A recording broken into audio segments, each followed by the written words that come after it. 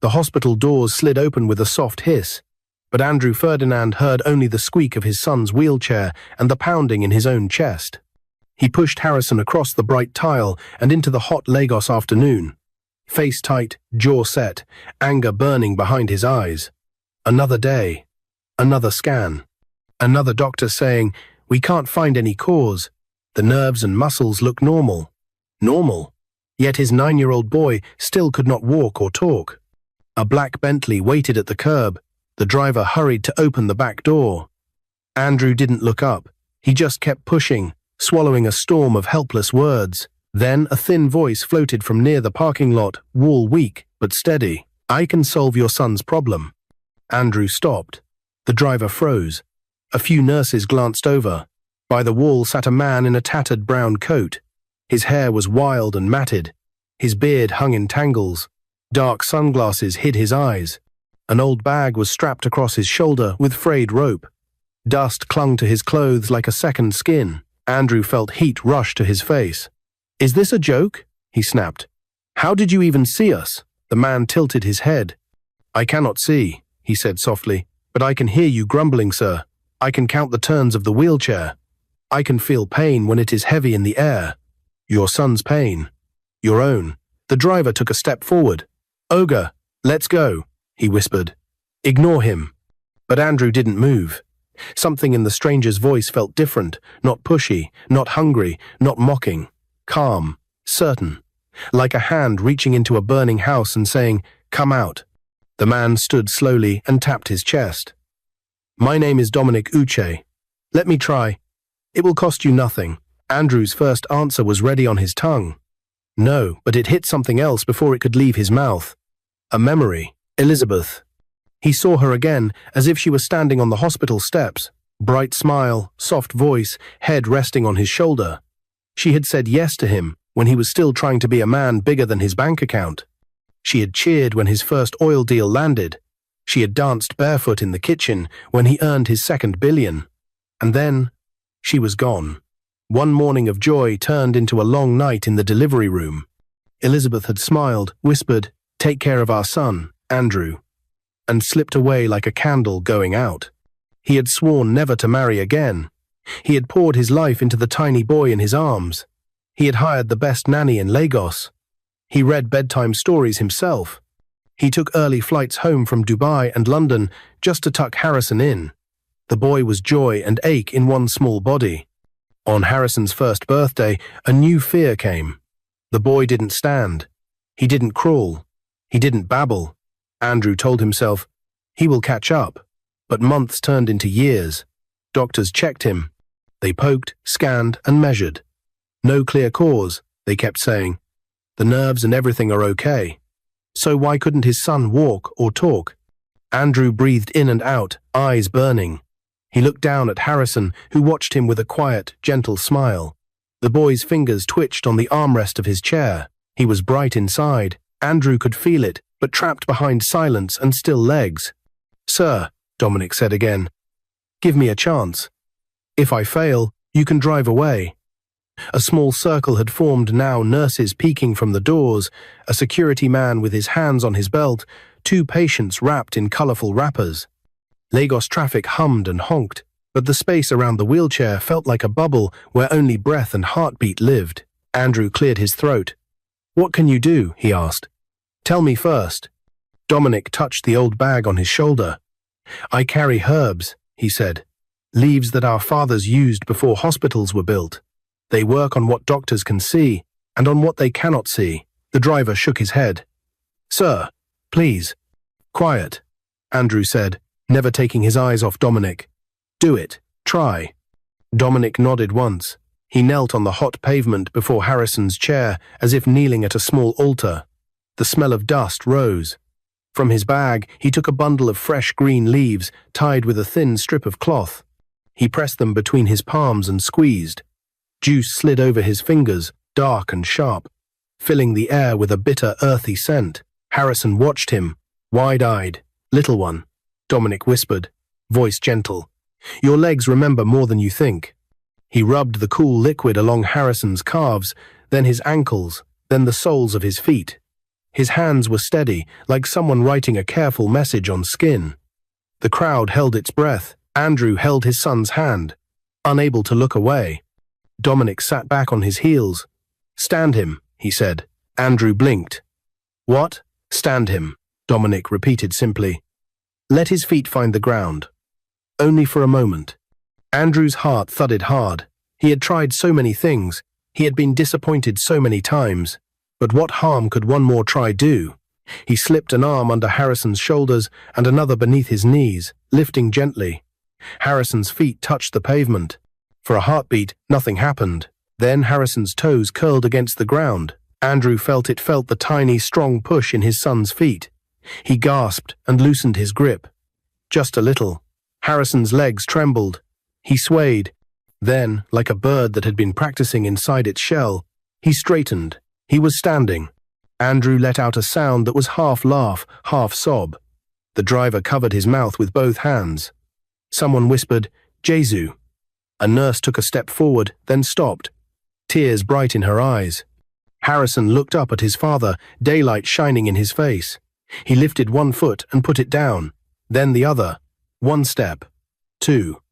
His mouth opened as if a word had been waiting there forever. "Da." Air rushed out. No sound. Andrew fell to his knees and hugged him. "It's okay," he whispered into his son's hair. "It's okay, my boy. You're walking. You're walking." He pulled back and stared at Dominic. "How did you do this? Who are you?"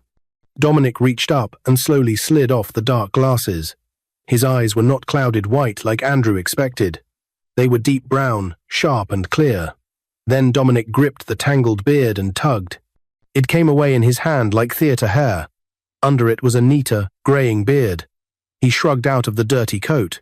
Beneath it, his shirt was simple but clean. Gasps ran through the circle. "I am not a beggar," he said, voice low but strong. "I am a herbalist. My father taught me long ago. I came dressed like this today to test your heart, sir. Some men will not let help touch them unless it looks rich." Andrew stared. He, Andrew Ferdinand, the man reporters called the Iron Mind of Marina, was shaking. For a long moment, he could not speak. Dominic went on. "Your son can walk. For his voice, we must finish the work. Come with me to my workshop on the outskirts of Lagos. If you are ready to trust me, I am ready to help him speak." Andrew looked at Harrison, who had taken 3 small steps and now stood, breathing fast, joy lighting his whole face. The boy touched his father's cheek, as if to ask, "Is this real?" Andrew stood, swiped at his eyes, and found his voice. "Driver," he said, "put the wheelchair in the trunk." He turned to Dominic. "Get in the car." They moved quickly. The driver folded the chair and slid it into the Bentley. Dominic placed his old bag on his lap and slipped into the back seat beside Harrison, who could not stop lifting his heels and setting them down, testing the new wonder in his legs. Andrew took the front passenger seat and faced back to watch his son. The Bentley pulled away from the hospital curb and melted into the rhythm of Lagos Okadas weaving, sellers lifting baskets, horns tapping like impatient fingers. Andrew's mind spun. The world he understood, tests and machines and bright screens, had cracked open in a single afternoon. Through that crack, something older had reached in and touched his child. "Tell me about your workshop," Andrew said, keeping his voice steady.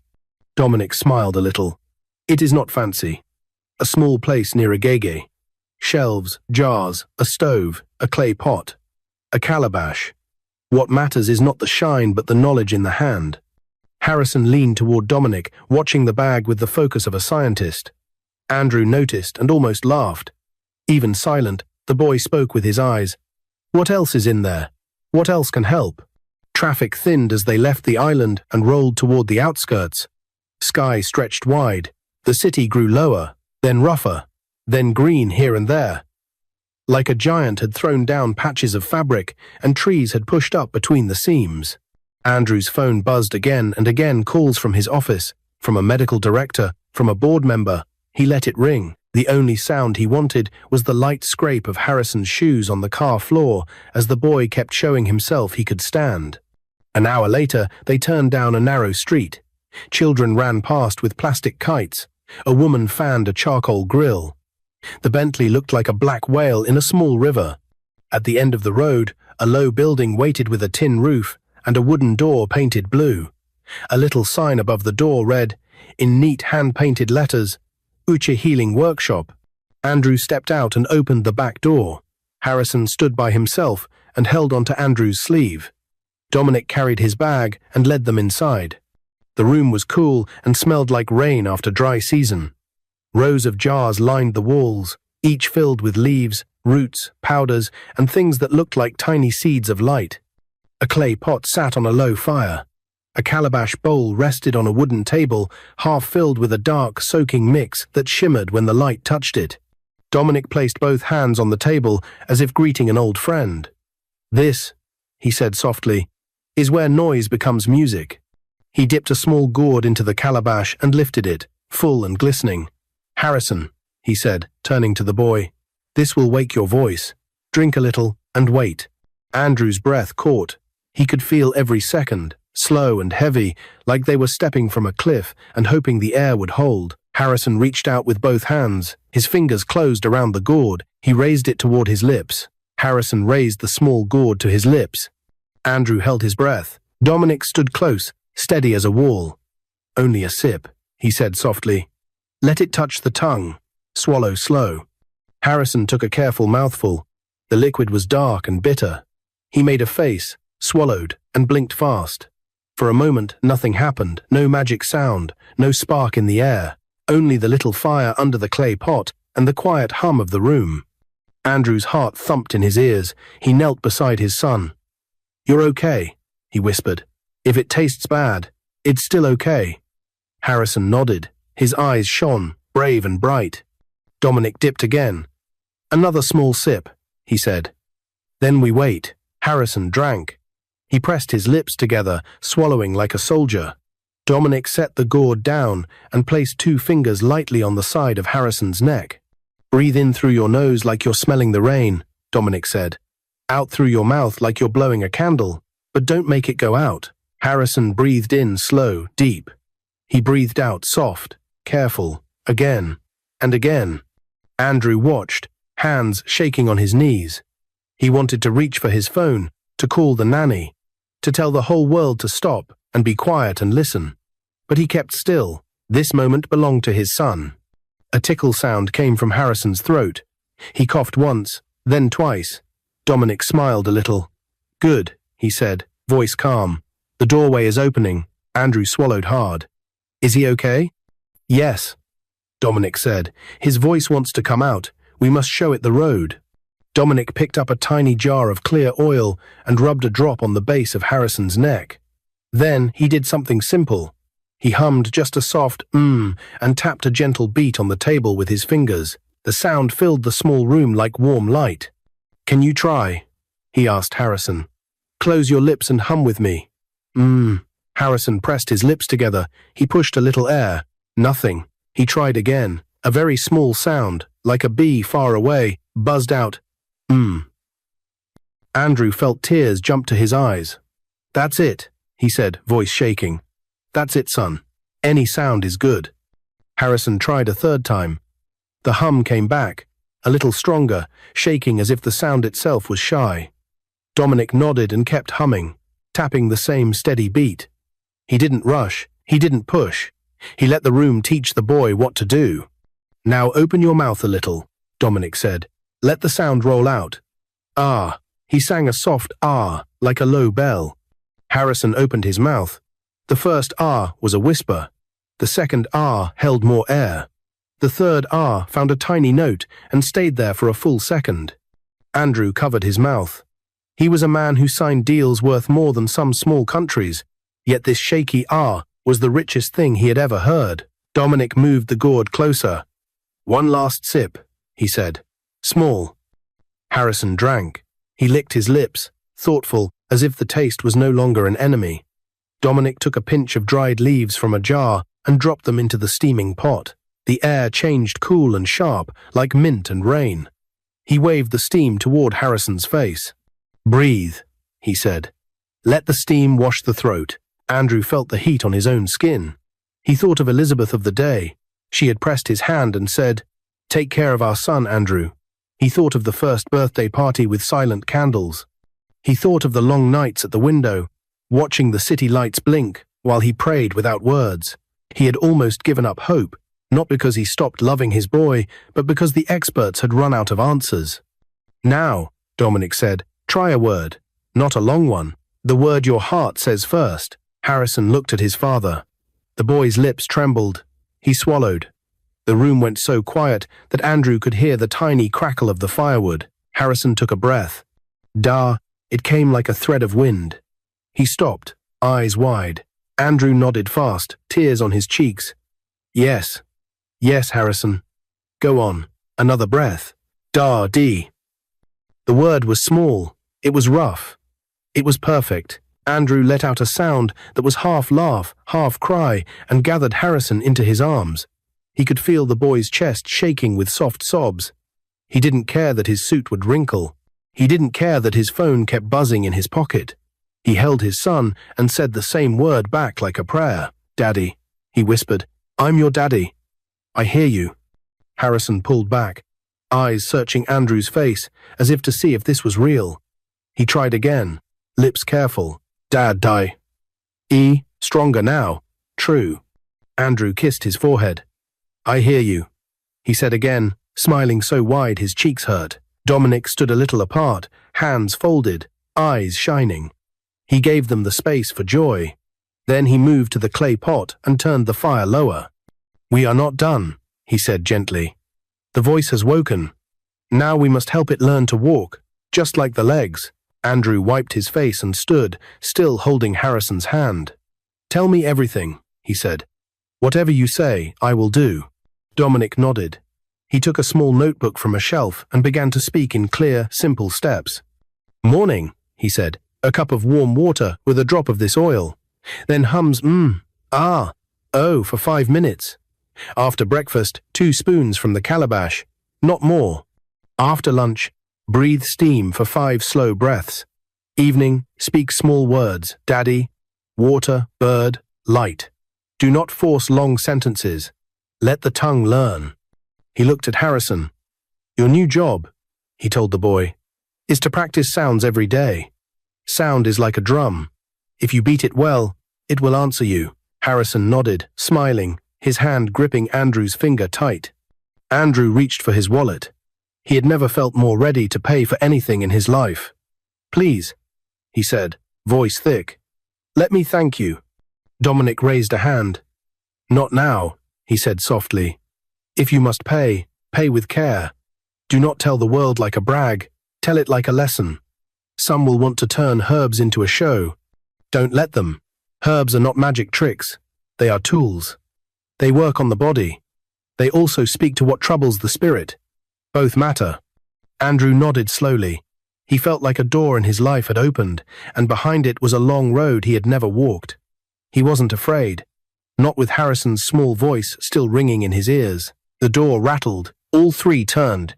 The rattle came again harder. A fist pounded. "Open up," a voice shouted from outside. It was sharp, official. Another voice, deeper, added, "This is a child. Bring him out now." Andrew's stomach went cold. He moved Harrison behind him without thinking. Dominic's eyes narrowed. He set the gourd down, calm but alert. "Who is that?" he asked. Andrew's phone buzzed in his pocket. He pulled it out. 40 missed calls. A new one came in from the hospital director. He answered. "Mr. Ferdinand," the director said, voice tight, "we have reports you removed your son from the hospital against advice and took him to a so-called herbalist. This is unsafe. Bring him back immediately, or we will involve the authorities." Andrew stared at the door. Someone hit it again, harder. A woman's voice now. "Press, press. He's in there." Camera shutters clicked. A siren chirped once, short and mean. He looked at Harrison. The boy's face had gone pale. He squeezed Andrew's hand and whispered the word small but clear, "Daddy, don't let them take me." Andrew turned to Dominic. "What do we do?" he asked, voice low. Dominic drew a breath. "We do what is right," he said simply. "We protect the boy. We speak the truth." The door handle twisted. The wood shook. A final, hard bang. The pounding on the door grew louder, each hit echoing through the small workshop. Harrison clung to Andrew's arm, his new voice trembling as he whispered again, "Daddy, don't let them take me." Andrew's protective instincts kicked in instantly. He shifted his body, placing himself fully between Harrison and the door. "Stay behind me, son," he said firmly, his voice low but steady. His mind raced who had told them. The hospital? Or someone from the crowd earlier? Dominic didn't flinch. He calmly picked up the clay pot and moved it to a low shelf, shielding it from view. "They are loud," he murmured, "because they are afraid of what they don't understand." Another slam rattled the frame, followed by a metallic click-click of cameras outside. "Mr. Ferdinand," a man's voice called, "we have medical officers and the press here. This treatment is not legal under hospital protocol. You must hand the boy over now." Andrew's phone buzzed again. It was the hospital director for the third time. He hit decline without hesitation. His priority was clear. Harrison's safety. The handle twisted hard. The door burst open, and two uniformed men stepped inside, followed by a woman in a white coat and a cameraman aiming his lens at Harrison. Andrew stepped forward, his voice sharp. "No cameras on my son." His tone made the cameraman freeze mid-step. The woman in the white coat, clearly a hospital representative, tried to push past him. "Mr. Ferdinand, you are endangering your child's health. We have strict protocols. Protocols that have failed him for 9 years." Andrew cut in. His voice carried both fury and pain. "You've run every test in your books, and you found nothing. This man helped my son walk and speak in one afternoon." The two uniformed men exchanged uneasy glances. Dominic stepped forward slowly, his eyes calm. "Gentlemen, I am Dominic Uche. I do not harm children. I heal them with knowledge passed down generations." The cameraman moved again, but Andrew's glare stopped him cold. Then, from behind Andrew, a small but clear voice broke the tension. "Daddy, I'm okay." Everyone turned. Harrison stood without support, his small frame steady, his eyes bright. He looked at the woman in the white coat. "I can walk now." His voice was still new and shaky, but every syllable landed like a stone in water. The room went silent. One of the uniformed men's expressions softened. The cameraman lowered his camera. Even the woman in the white coat hesitated, her eyes flicking from Harrison's feet to Andrew's unyielding stance. Andrew knelt beside Harrison, his hand on the boy's shoulder. "We're leaving," he told them firmly. "And you're not stopping us." Dominic gave a single nod, his gaze steady. "Go now," he said quietly. "I'll handle what comes."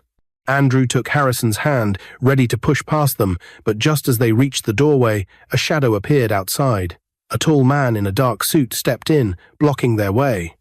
The tall man filled the frame, his presence alone enough to make the uniformed officers straighten. His suit was dark charcoal, perfectly cut, and a faint scar ran from his temple to his jaw. His eyes locked on Andrew, sharp and unreadable. "Andrew Ferdinand," he said in a deep, measured voice. "You and I need to talk." Andrew didn't move. His grip on Harrison's hand tightened. "Who are you?" The man stepped fully inside, closing the door behind him with deliberate calm. "Name's Inspector Gabriel, Special Investigations Unit. I've been following your son's case for months." His gaze flicked briefly to Harrison, then to Dominic. "And you?" "I've heard your name too, Mr. Uche." Dominic didn't look surprised. "Then you know I don't harm children," he said simply. Gabriel's lips curved into something between a smirk and a grim line. "I know your methods have drawn attention.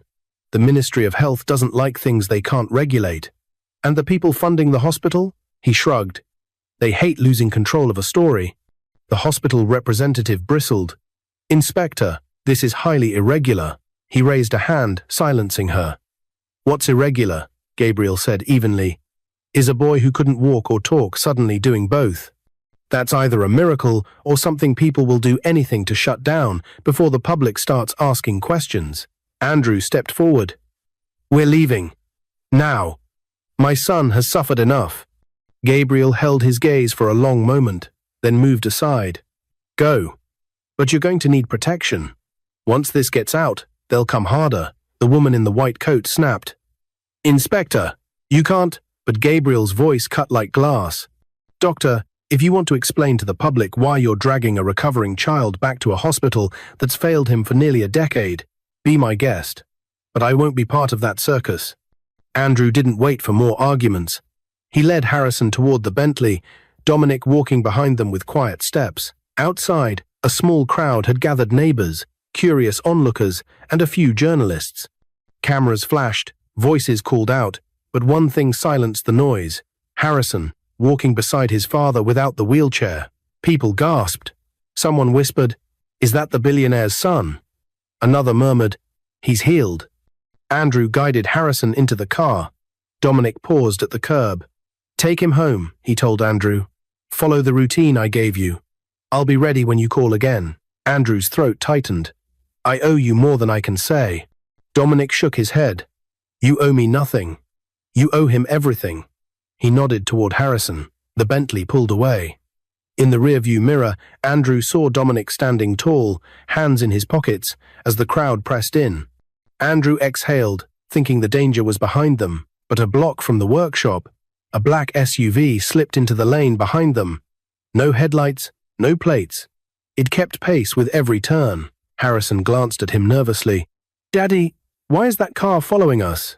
Andrew's pulse quickened. Andrew's eyes flicked to the side mirror again. The black SUV was still there, hugging every corner they took. The driver glanced at him. "Ogre, they're tailing us." "Stay calm," Andrew said, though his voice was tight. "We're not leading them home. Take the long route." Harrison's small hand gripped his father's arm. "Daddy, I'm scared."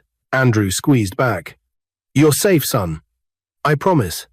The Bentley swerved through a busy market street, weaving between Okadas and yellow buses. Horns blared. Sellers shouted. For a moment, Andrew thought they'd lost the SUV until it appeared again at the far end of the road, forcing its way through traffic. The driver's knuckles whitened on the steering wheel. "They're not giving up, sir." Andrew's mind raced. Who were they? Hospital enforcers? Investors trying to bury Dominic's success? Or worse, someone who wanted to use Harrison's case for their own gain? "Head to the marina," Andrew ordered. "We'll lose them in the narrow streets." The Bentley roared toward the water. The SUV followed. At one junction, the driver swung hard down a side street. The SUV tried to follow, but was slowed by a truck unloading crates. They vanished from sight. Andrew leaned back, exhaling. "Keep moving. Just in case." By the time they reached his mansion gates, security was already on alert. The moment the Bentley rolled in, heavy steel doors slid shut behind them. Andrew stepped out and pulled Harrison close. "Inside," he said gently. "Go to your room. I'll come up soon." Harrison hesitated, then nodded and hurried inside. Andrew turned to the head of security. "Double the guards. No one comes in without my approval. No one." That night, after Harrison had fallen asleep, Andrew sat alone in his study.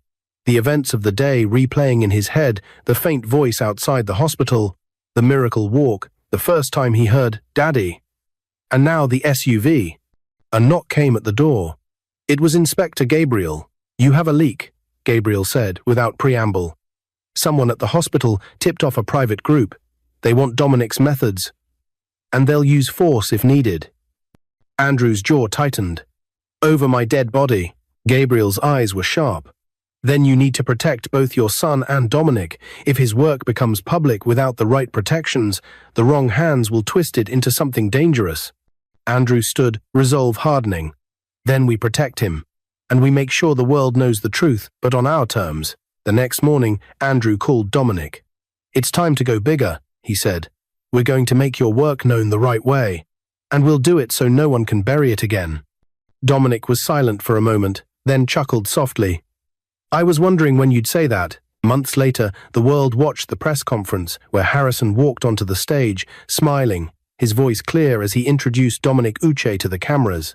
In the crowd, tears streamed down faces: parents, children, doctors, strangers. And when Harrison's first son was born years later, he was named Dominic, a living reminder that sometimes the miracle is in the most unexpected hands. If you like this story, comment, share, and subscribe to our channel for more interesting stories.